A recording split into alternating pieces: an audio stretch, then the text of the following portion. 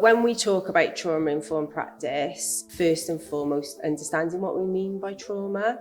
And I think it's really important that as a workforce, that we all have a really good, solid understanding of what trauma actually is to enable us to be able to work in a trauma-informed way. Bit of a shift really from that way of thinking of what's wrong with you to actually what's happened to you, what can I do to support you, and what can we do that's going to support you to feel safe within this environment. So will all have a window of tolerance, and our window of tolerance is basically the state that we are in that allows us to function normally. We will all have kind of a varying spectrum in terms of what will push us outside of our window of tolerance. For me, it's as important as the duty of care that we have around safeguarding. I think actually we have a duty of care to work in a trauma-informed way, because the reality is anyone that we come into contact with, you don't know whether somebody's experienced a trauma.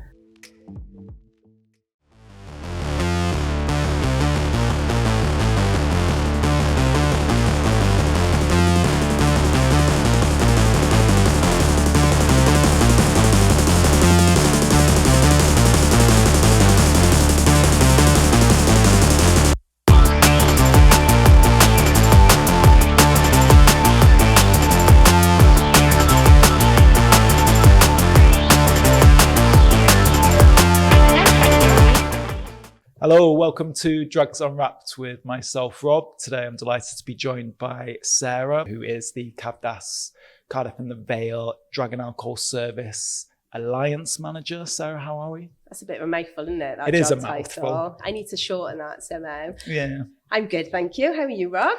Good, thank you. Yeah, good. Back on your old stomping ground, Newport. I am. I'm enjoying it. Just a nice 10-minute commute this morning instead of 40 minutes on the A48. So yeah, living my best life this morning coming in. Cool.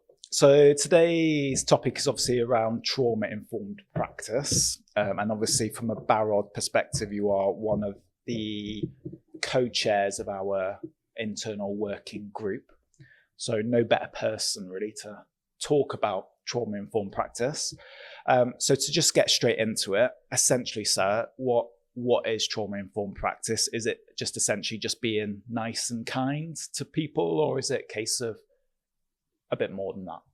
I think there's always a place for being nice and kind to people, and actually, essentially that is a huge part of it. But when we talk about trauma-informed practice, when we look at, I suppose, breaking that down, that's very much around, first and foremost, understanding what we mean by trauma. And I think it's really important that as a workforce, that we all have a really good, solid understanding of what trauma actually is to enable us to be able to work in a trauma-informed way. And that's not to say that we all need to be skilled in being able to work with trauma from a trauma processing perspective. It's just about having a really solid understanding of the different types of traumas that people may have experienced, because actually that trauma may impact and affect how people are able to engage in their treatment. It might impact or affect how people are behaving when they're engaging in their treatment. It's likely to affect people's thought process. And actually, our roles as practitioners is to be able to respond to people's individual needs, regardless of any trauma that they may have experienced. It's about thinking, I suppose, a bit of a shift really from that way of thinking of what's wrong with you to actually what's happened to you, what can I do to support you, and what can we do that's going to support you to feel safe within this environment. And actually by creating that space of safety, you're more likely to be able to support people more effectively. So for me, trauma-informed practice is first and foremost understanding what we mean by trauma. Then it's establishing actually how does that manifest? So what might that look like? How might that present with people that we're working with, and also within ourselves as well? And then it's thinking about how can we adapt our approach to meet those individual needs of people. So what are the different types of trauma then? So when we're talking about it being multifaceted. So trauma may look different for individuals. There's no, one size fits all in terms of what traumas people might have experienced. You might have somebody has an isolated traumatic experience. You might have somebody that's experienced a number of traumas over a long period of time. It might be historical trauma. It might be actually that somebody is still living within quite a traumatic environment and there are still ongoing traumas happening.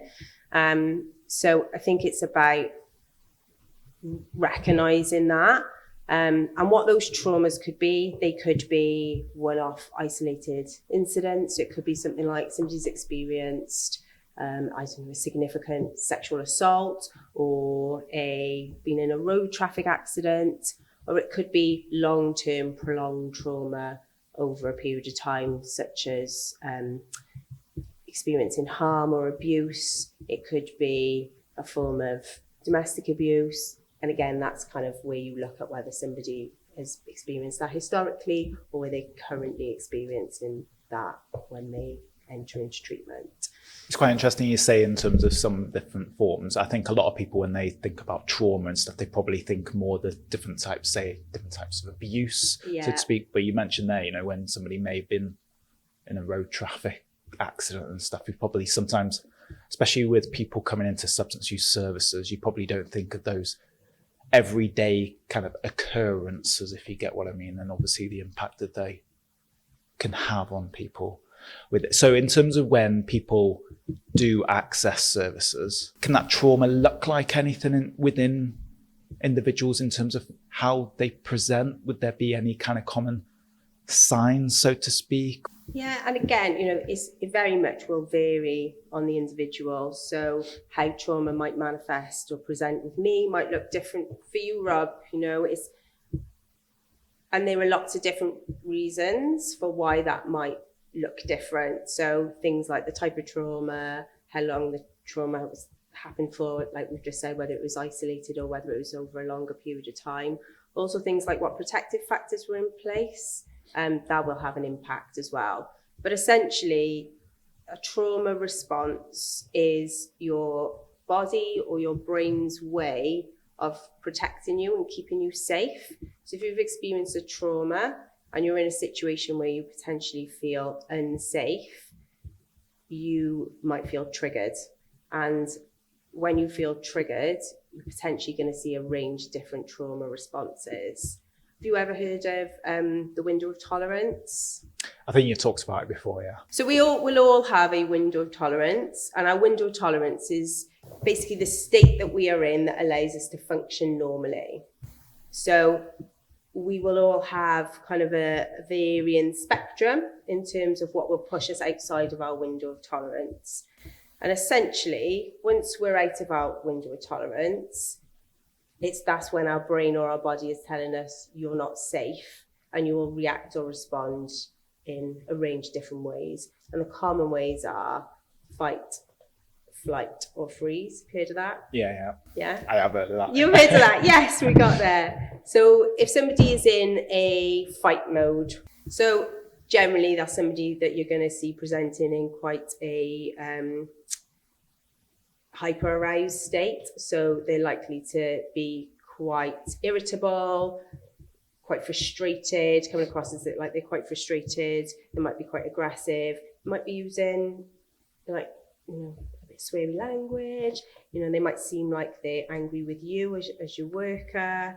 I remember working with somebody that used to get quite red in the face when we were talking about things that were potentially quite triggering. So yeah, somebody that's really like hyper vigilant as well. So the opposite of that then is somebody that's in flight mode. So as it says, flight, so somebody that's really just trying to get away trying to run away from the situation that's happening because they feel so overwhelmed and so uncomfortable. And then you've got your freeze state, just completely shutting down, could come across quite withdrawn, non-responsive, almost like quite zoned out. So you've got these varying different responses that you'll potentially see: flight, fight, and freeze. And this is likely to be that they're feeling unsafe. It may be something that you've talked about has triggered a memory. It might be that the environment that they're in is making them feel really uncomfortable and has put them outside of their window of tolerance. It could be that they've experienced something really challenging before they've come into their session in the morning. You know, all these factors come into play. But essentially, as a worker, you're presented with these behaviours. And I think to work in a trauma-informed way is to think about, okay, so this person is being quite aggressive, or this person is completely shut down and I'm not getting anything from them. It feels like they're not really engaging in, you know, the support that's on offer here. Or this person's just literally trying to flight and get out the door. They're not responding at all. So it's about that professional curiosity. Why is that happening? And understanding it's likely that this person is outside of their window of tolerance. So your role then as a worker is to think, what can I do? Is there anything that I can do to adapt my practice to support this person to come back within their window of tolerance? And there are loads of different tools and techniques that you can try. And it's not a one size fits all. It might be that you have to look at trying something that doesn't work, you'll try something else. It's very much about asking the person what works with them as well. And what I've found over the years, and for myself as well actually, is sometimes just naming what's happening can be really powerful for people. Because actually if you're in a really anxious state or really you're feeling really angry and you don't understand why that's happening, even somebody just naming that and saying, well, it's understandable that you feel like that because of, actually that just creates a bit of power and control back for the individual, that there's a reason and they can understand it. And once you know what's happening and you know that it's your brain and your body responding to keep you safe, not just that it's you going mad, it allows you to then start to work on, okay, what can we do then in terms of some solutions to support what's happening here?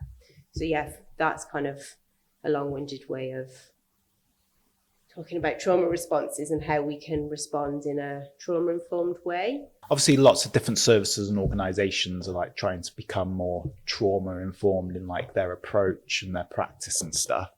Do you think it's more important now than ever that services do adopt such practices? Because probably going back 10, 15 years, I guess maybe it was done in terms of what you were describing there, but maybe not so like widespread across the workforce, so to speak. I think if you think about drug and alcohol support, you probably, you know, a lot of people, especially who've worked in the field historically, probably just think about, you know, supporting people around their drug and alcohol use. They're not necessarily thinking about other kind of things going on, other factors, and one being obviously the trauma-informed aspect. But yeah, do you think it's more important than ever now that actually this underpins a lot of service delivery, whether it's within substance use services or whether it's within housing, mental health and so on? For me, it's as important as the duty of care that we have around safeguarding. I think actually we have a duty of care to work in a trauma-informed way, because the reality is anyone that we come into contact with, and that's not just our service users, that's not just in drug and alcohol services, it's ourselves, it's our peers, it's everyone that we work with. You don't know whether somebody's experienced a trauma, and you know, we are looking at nurturing a safe environment for people to be in, and actually everybody has a responsibility to nurture a space that everybody feels safe and comfortable to be in, let alone then to expect somebody to be able to open up and actually make change and look at, you know, behaviour change and progressing in their support and their treatment. So yeah, for me, it's always been important. And I think the difference now is that we know more and we have more access to really good trauma-informed training. We have access to really good resources, and there's more literature out there, there's more research out there that actually supports this way of working and just how important it is and the impact of when we don't do that. So, when we do consider it from a drug and alcohol support perspective, how on earth do we expect to be able to work with people that are outside of their window of tolerance and in this really dysregulated state, when we're expecting people to be able to be open and honest about what is happening, to be able to be motivated, to be able to, come up with solutions that are going to essentially work for them moving forward, when you can't even think straight because you're in a dysregulated state. So it isn't about upskilling staff to be able to dig deep into people's traumas. That's not what trauma-informed practice is. There is space and place for that with specialist treatment provision. It's just about actually what are the things that we can do to support people to be in the right space and the right place to be able to engage with their treatment.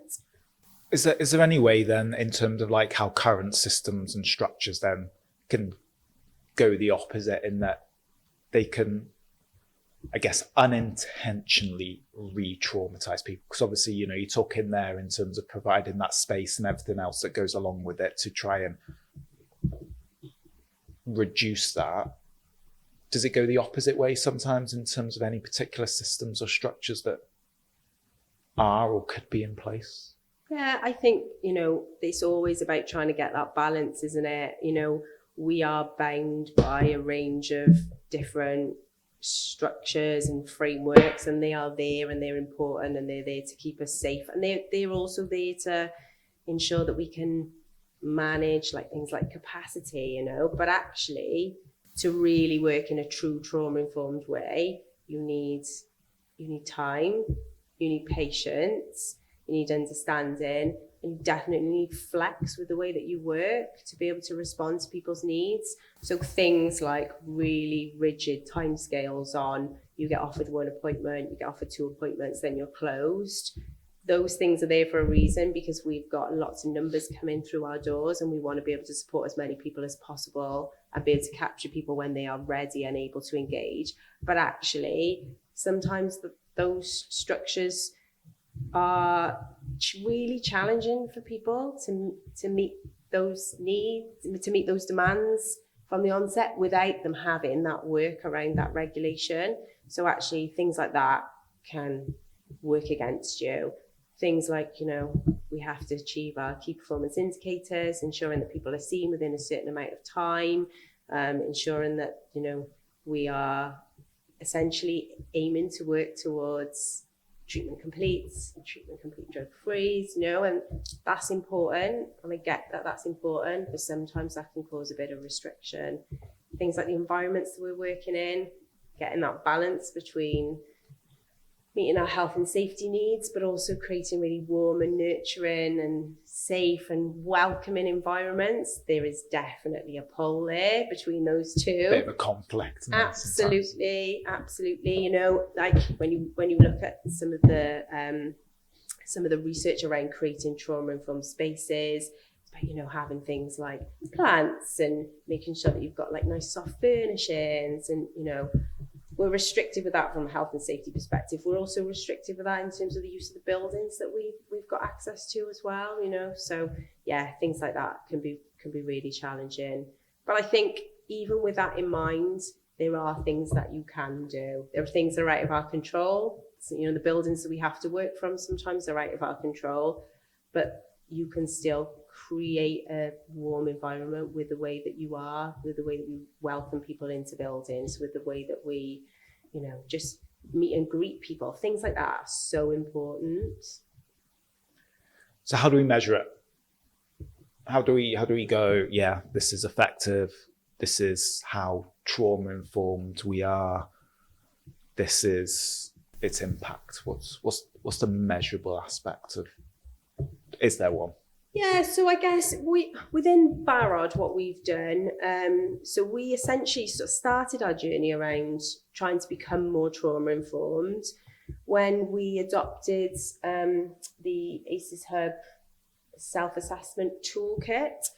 And actually it's a really helpful framework to work from, because it breaks down it breaks it down into 6 key areas, and that actually allows you to review, monitor how well you were doing against each of those 6 areas, but also look at opportunities for improvement as well.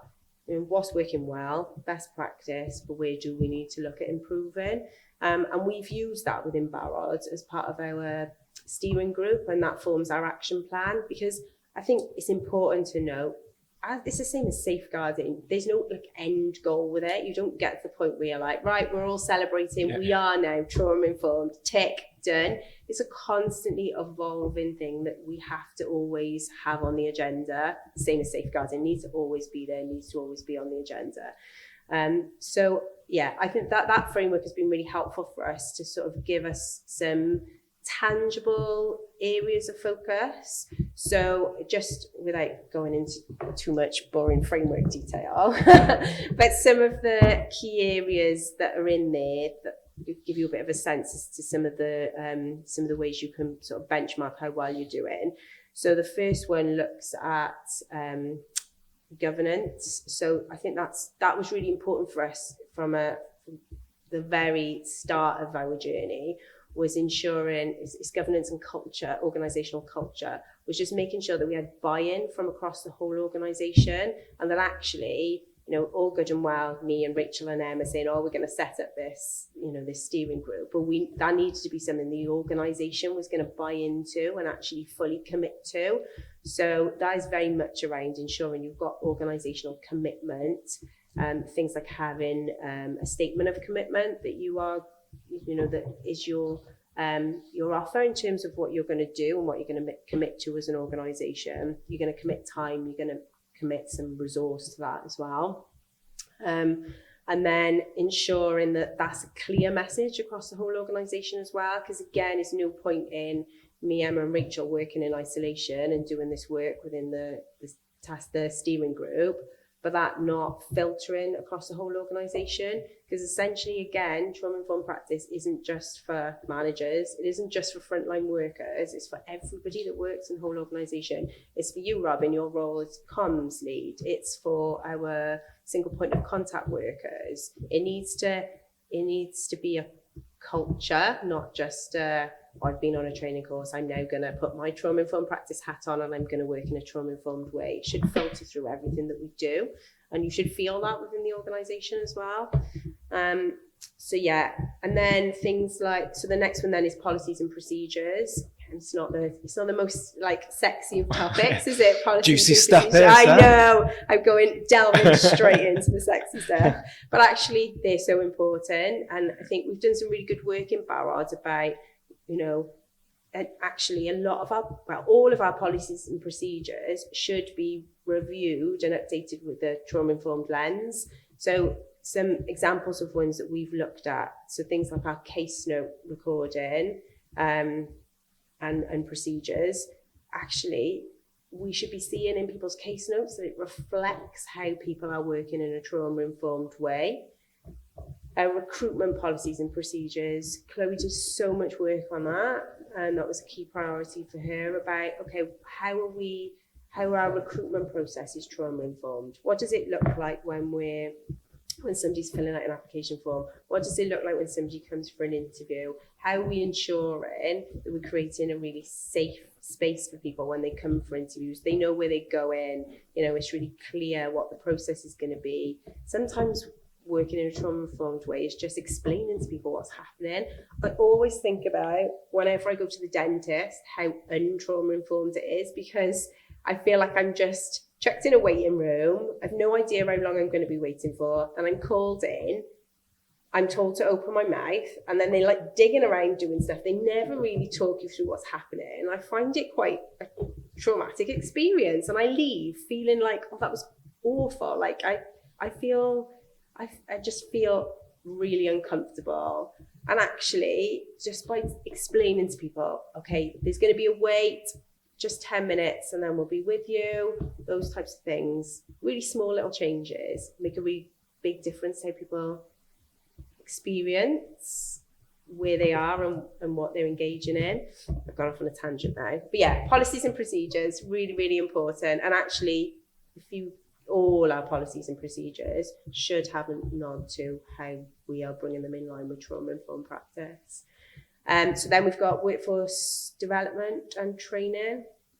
I think that's something along those lines, Rob. I'm not so much. Say it with confidence. Yeah, say it with confidence. So much of a geek that I know them all completely off by heart. But that's about ensuring that we've got really good training in place for staff, and that it's the right level of training for the right job role. So something that we brought in was mandatory training for all staff at that trauma aware level.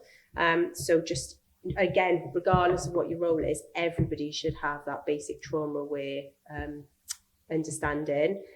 And then looking at actually which job roles do we have where staff need that kind of next level of that trauma skills and that trauma enhanced level of training, and making sure that we are offering that as part of people's induction. Because actually, again, I think it's about capturing people as soon as they start working with us, so that they know from the onset, this is an organisation that's really striving to work in a trauma-informed way. It's mandatory training. It's part of what I need to be able to do before I start working with individuals.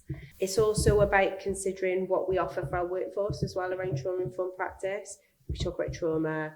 It's really important for the individuals we work with. It's also important for us as staff as well, because actually we can experience our own traumas, outside of work, but also sometimes holding high risk, high complex cases, working with individuals that have experienced trauma, you can result in your own vicarious trauma as well. It's really important that we're aware of that as individuals. When we start working, we know what things we can do to put in place to kind of prevent things like vicarious trauma and burnout. That we're looking at actually promoting more that vicarious resilience as opposed to vicarious trauma, and that we are putting support measures in place for people if they do experience that, and that we know and we can identify when that happens. So yes, the support that we offer to our workforce as well. And then we've also got monitoring and evaluation. So this was always an area that as a group we were like, not quite sure how we, as you said, how do you capture how trauma informed you are? But it's all those things, how we implementing policy changes, how are we making sure we're communicating that we've got a statement of commitment, how many staff are going on our trauma informed training. And then in terms of our work service users, it's how we implementing trauma informed practice interventions into the work that we do. And again, it's trying to capture that perhaps in like your case notes, in like case studies. So our annual report that we do in our steering group very much uses quite a lot of narrative, because it can be quite hard to capture trauma-informed working in a quantitative way because it is so varied. So from your perspective then, Sarah, what has been like the most challenging aspect from a trauma-informed perspective in relation to trying to embed it within, I guess, the organisation, Barod as a whole? I guess one of the biggest challenges is being able to dedicate enough time to what it needs, I guess. I think, we've got our steering group set up, and, we're really lucky we've got champions from across the whole service that are actually part of that group and really champion the work that we're doing. But essentially, in gold standard would be to have an actual dedicated person leading on trauma-informed practice within the organisation. That would be, because actually there is always work to be done, and I think if somebody had more capacity to drive that forward, we could probably do even more than we are doing. But essentially, it's just become part of our roles to lead on it and to drive it forward. So yeah, that would be great. And I think buy-in, I think actually the majority of people get it, and the majority of people do understand the importance of working in a trauma-informed way, and the majority of people are on board with that. I think where you do perhaps see a little bit of resistance is that lack of understanding as to what we mean when we talk about working in a trauma-informed way. I think, and I suppose I was the same when I very first started this work. I think I was very much under the impression that actually we do this. It's a given. We all already work in this way. I saw trauma-informed practice very much around going on training and upskilling around training, but it's about that wider stuff that we've just talked about. It's about, it filtering across the whole organisation and the culture of the organisation. And I think sometimes there's a little bit of work that needs to happen in terms of shifting people's perspectives on that.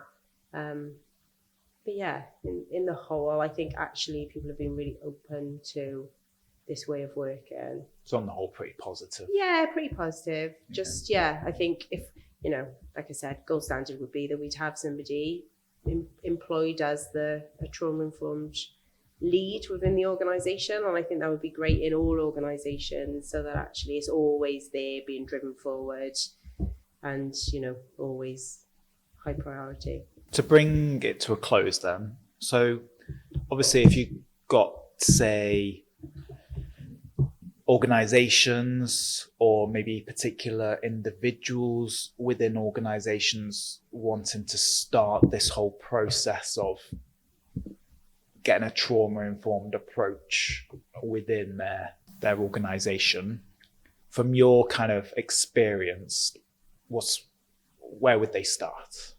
I think what I sort of alluded to earlier in terms of using that self-assessment toolkit, that was a game changer for us, really, because it allowed us to identify, okay, where are we, where's the best practice, where are we actually doing some really good work, but actually where's there some need for us to focus our attention.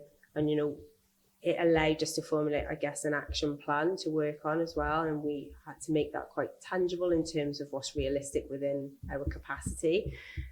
So I would definitely recommend starting with the framework and almost like identifying some champions to drive the work forward. And within that, setting yourself some areas of focus and some goals to work on. So what we tend to do in the group is we'll have actions against all of the areas within the framework, but we'll normally have like one key priority action that we'll have more of a focus on each year. So when we started, we did a lot of work on environments. So we did a huge organisational audit across all of our services and across all of the buildings that we were using within our services. And that allowed us to look at, okay, where are our environments trauma-informed and where are they absolutely not? Where do we have some control and influence over making some changes? And let's implement some of those changes. Some of those were quite small things, but actually made a really big difference. Like even things like we did a piece of work here in terms of making sure that we had almost like a bit of a like a script when people are answering the buzzer in terms of what to say, because just really simple things like that can make a real difference in terms of welcoming people into the building. And almost like just a bit of a step-by-step, these are the kinds of things that you would do. Sounds really simple, but actually, if you're doing that in a really inconsistent way, you might have one worker that's, really friendly and welcoming, and another worker that's really busy and in the middle of doing loads of stuff, and they answer the buzzer a bit abruptly. That can be really off-putting for somebody that's already feeling quite anxious and apprehensive about coming to a building for the first time. So yeah, just lots of little things, little tangible changes that you can make. So we started with environments, and that was a big focus for us the first year. That's not to say environments now will come off our agenda. That'll always be something that we'll keep maintaining, and we'll keep reviewing the buildings with those audits. But actually for us this year, we're doing our priority focus is going to be around our service delivery. So one of the areas is service design and delivery. So where there's been quite a lot of recommissioning of our services happening, and actually we've done a lot of work around ensuring that trauma-informed practice forms part of our bids for our new contracts. And I think that's really important to get that in from the onset, but actually how does that translate in terms of the delivery, in terms of how we are operating within our services. So that's going to be a piece of work that we're going to be taking forward now for this year. So essentially kind of going off on a tangent as per usual, I would say using like a framework to follow, and it doesn't necessarily have to be that the ACES Hub toolkit, just having some sort of structure to keep you on track, I think is a good starting point from an organisational perspective. Absolutely looking at ensuring you've got appropriate training in for all staff. And then there are loads of things that you can do as an individual to support people. So just really upskilling yourself with your toolkit. So in terms of thinking about that window of tolerance, if you've got somebody in front of you that's dysregulated and is out of their window of tolerance, I think as a worker, it's about knowing that you've got your toolbox of lots of different things that you can try and you can bring into that space to try and support somebody to regulate and bring them back in within their window of tolerance. So, and that's making sure that those things are appropriate if they're, if you're being presented with that fight state. So if you've got somebody that is really hypersensitive, you want your calming tools and techniques that you can use. If you've got somebody that's in the opposite of that and they're in that freeze state, it's about trying to bring somebody back into the present and really ground, lots of different grounding techniques. If you've got somebody that's so apprehensive that they need to leave, it's about, okay, what are you going to do to work around that and to respond to how they're feeling and their needs? So yeah, loads and loads of different tools and techniques. Cool. Sarah, thank you. No problem. Was this trauma informed with all the cameras and microphones? Having this in my face is not the most trauma informed, but we roll with it. And you have been very kind and welcoming. Oh, thank you very much. Which has definitely helped. Sarah, thank you. No problem. To everyone else, we will see you soon. Bye-bye. If you have been affected by any of the issues discussed in today's podcast, please reach out. Barod have a free and confidential live web chat service that is available 7 days a week on our website at barod.cymru, where you can chat to a trained support worker. Alternatively, you can contact Wales's National Drug and Alcohol Helpline, Dan 24/7, either by calling 0808 808 2234 or text Dan to 81066.